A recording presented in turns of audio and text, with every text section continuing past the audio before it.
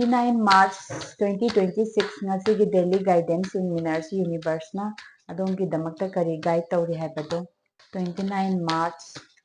2026 Universe na kari guidance pibiri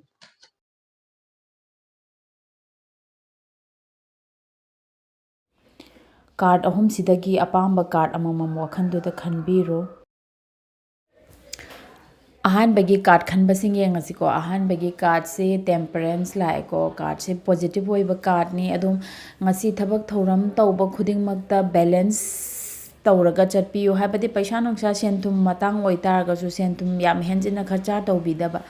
थबक सुबा थबक इंखां कई तौरसु हेना यवाना बै मोंग दे हेंजना सिंगै लोइदा यादे हायरगा सुबा तौबिबा नतबा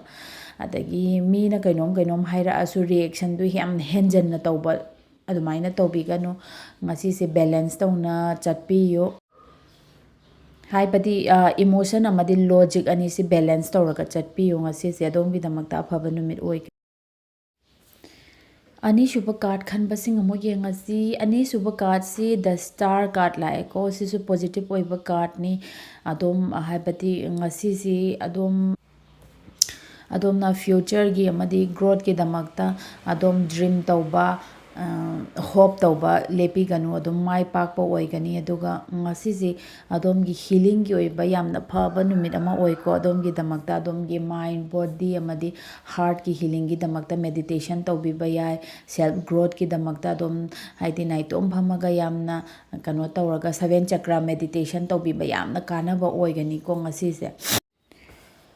ahum suba card khanbasing amo yengasi ahum suba card si the pentacles la eko card si su yamna positive oiba card ni ngasi si positive oiba card ngata la ek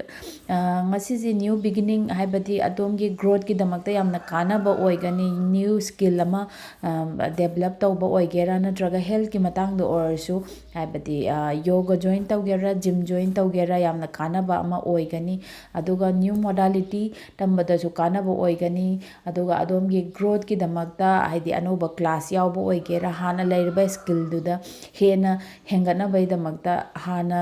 tauriba duda hena hengana bai damakta hona jinba su yamna kana ba oigani ko tawbadabu thabak si haururaga completion oidabida tokpadi tawbiganu ko adom yamna mai pakpa yamna growth leiba kana ba numit ama oigani ngasi se ko